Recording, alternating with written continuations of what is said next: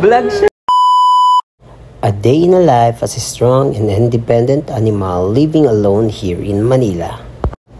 So ito nga po pala yung mga kaganapan ko tuwing umaga kapag nagpre-prepare na ako papuntang work. And nakikita nyo naman, gising na gising yan. And yes, pakit muna tayo saglit. And kukuha na po ako, ang ginagawa ko na po dyan is nagpre-prepare na ako ng mga babaunin ko at kakainin ko tuwing umaga po.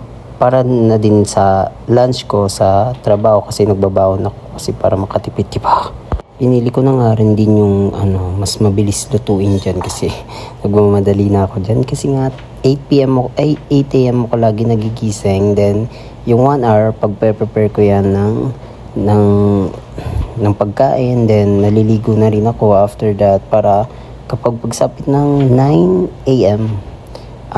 Bumababa na ako papuntang ground kasi super bagal ng elevator dito. Alam mo naman kapag umaga nagsisipasukan yung may mga trabaho, may mga nag-i-school. Anyway, ayan, nagpe-prepare na ako at ginigisa ko lang yan. Actually kalimutan ko pang lagyan ng sibuyas yan, kakamadali. Wala nang sibuyas, wala nang mga ricado yan.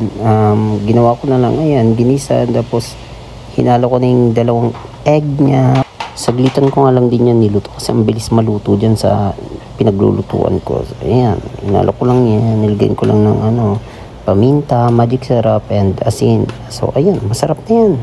Ako lang naman kumain kaya masarap na masarap na yan. And yan, tapos na yan. Tapos ko nang niluto yan. And after that, hindi ko na na-videoan. Nagmamadali na ako. And ayan, naligo na ako.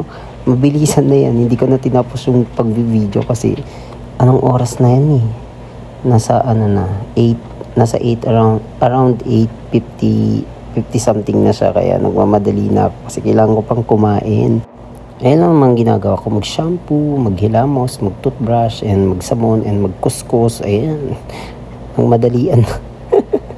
Actually mabagal talaga maligo kasi kailangan ko pang magkuskus ng lahat-lahat ng katawan. Uy.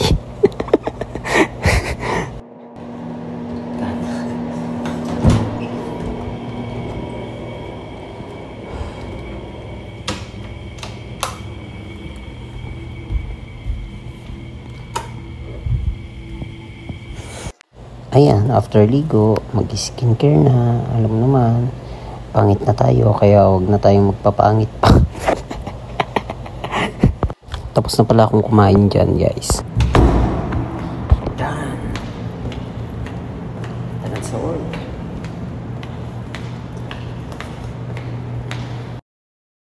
Sabi ko nga kanina, diba, 26th floor ako dito nakatira, kaya ayan. Pero buti na lang, wala masyadong tao kanina, kaya mabilis lang yung pagbaba namin. Kasi kapag yan, super bagal talaga, as in halos isa-isang floor yan. Kaya dapat talaga maaga kumagaya kasi. Pero minsan din nalilate na ako. Pero hindi naman na totally nililate papuntang work din. Kaya tayo sa labas.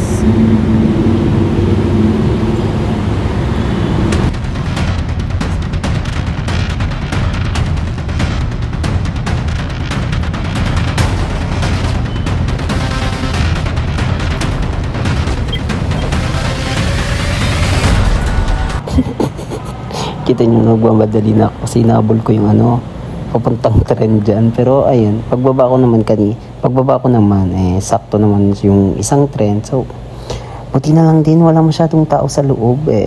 Alam nyo, alam nyo dito araw-araw puno yan. Ngayon lang, nagtaka lang din ako kasi hindi siya puno. So good thing hindi tayo nakipagsiksikan. Anyway, 3 station lang naman din yung lalagpasan ko from Boni, Guadalupe, tapos yung isa? Guadalupe, Boni. Basta yun, may isa. Tapos Ayala na, ayan. Kaya mabilis lang yung transportation ko. Hindi na rush talaga, as in. Yun yung maganda sa tinitirahan ko dito kasi hindi po ako nahirapan sa transportation. Isang rides lang ng Pero pagdating ng weekends, Sabado, Linggo, wala pong MRT. So kapag closing yung yung schedule ko, hindi ako nakakapag MRT, nagka-carousel ako hanggang Guadalupe, and then nilalakad ko din papuntang Boni kasi malapit lang naman. So yan, 9:30 na ako dumating dyan, and may 30 minutes pa naman para mag-prepare. Ayan, nagsa-sunscreen na dyan ako kasi hindi ako nakapag-sunscreen kanina.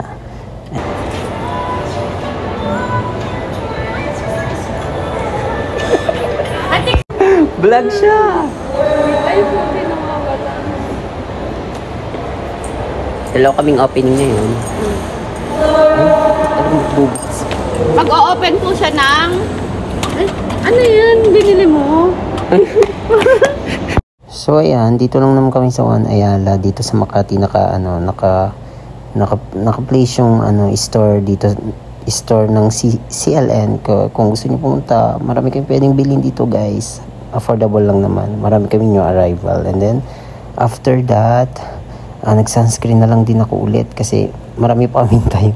Di ba? Ang puti-puti na mukha ko dyan. Anyway, hindi na